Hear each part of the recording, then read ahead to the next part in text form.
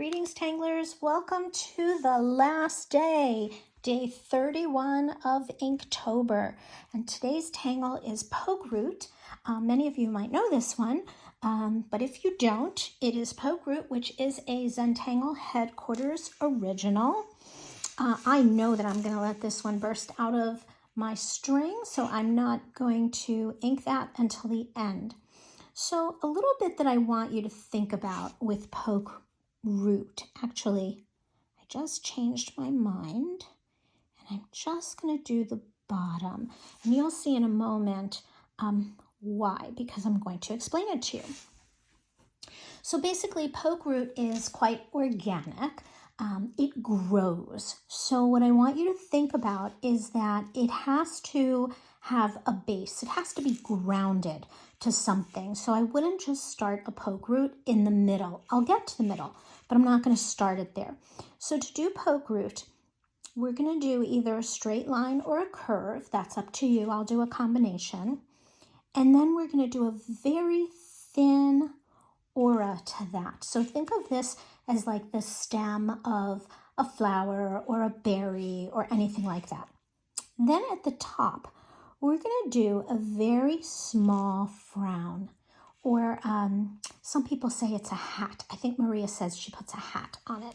So when I say small, what I want you to think about is how far it hangs over the stem on both sides. And I'm going to show you why this is important in a moment. Then we're going to come down the stem.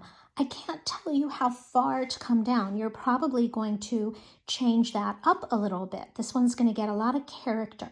So if we come down a little bit and then we're going to go over and around that hat or that frown and coming back to the stem at approximately the same space. And so you can see that what we've done is we've made this cute little berry. Now, I want you to see what happens if, so let me give myself a ground for it to grow out of.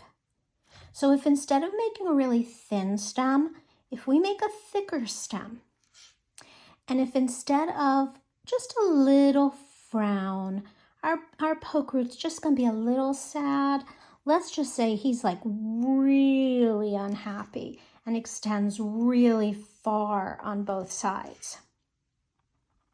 Then when we come up and around, it's going to look more like a mushroom. See the difference that just those two things made, making the stem thin and the frown just a little sad, not completely depressed. You get the difference between it looking like a berry or it looking like a mushroom. So there's no right or wrong, just so that you know as you're drawing yours how you get the two different looks. So next what we're going to do is we're going to start to let our pokeroot grow. So I could continue to come from the bottom and do more from the bottom, and I probably will do that. But I can also let a pokeroot grow from the top of one that already exists. So we have our thin stem, our tiny frown,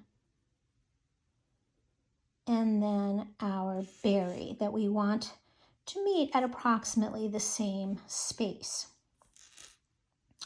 Okay, so let's have it keep growing. Let's put a little bit. I'm going to keep going back and forth as I'm growing a little bit of when I do my frame and when I don't, just as I'm trying to figure this out. I have no idea at this point where this is going, how this is going to wind up looking at the end. See how this one is smaller and more round. This one's a little more oval. So this is how they're going to get all of their different feels. So I do want to show you how we make a double. So to make a double, I'm going to curve out to the left. I'm going to start at that thin base, but instead of auraing that, I'm going to now curve out to the right. And then I'm going to aura that center, which gives me two stems. See how I'm going to get two berries that came off the one stem? I don't know why I call them berries. I just think they look very much like berries. But as we know, the tangle is called pokeroot. So isn't that cool how you get the two? And then of course, I want to start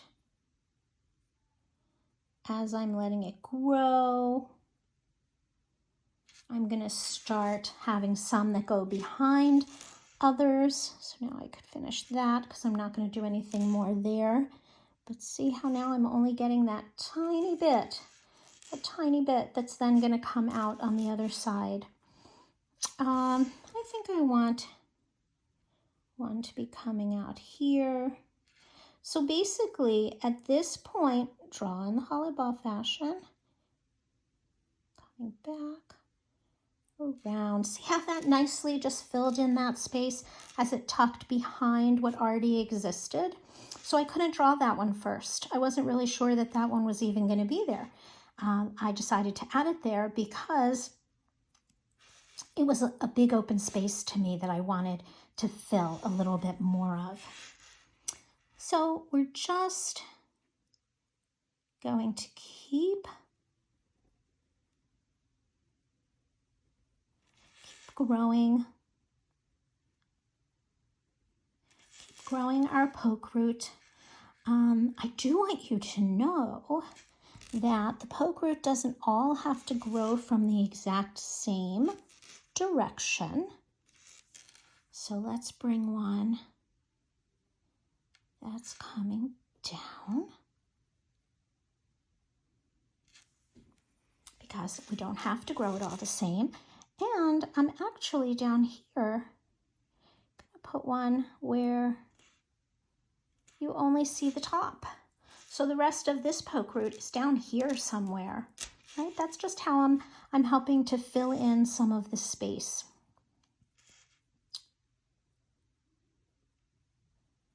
So we'll just keep letting this grow however it chooses.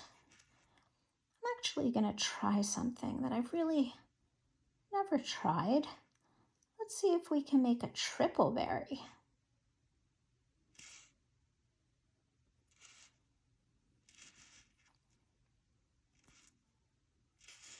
So this one I'm going to let come out of my string. So I will now finish that part of my string.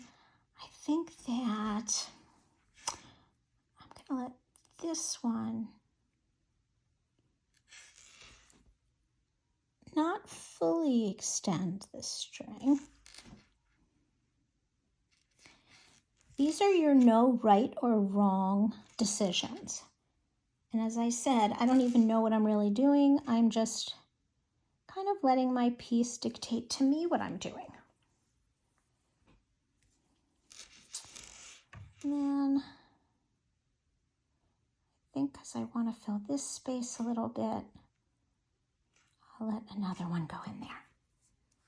There we go. What do you think? Pretty cool, huh?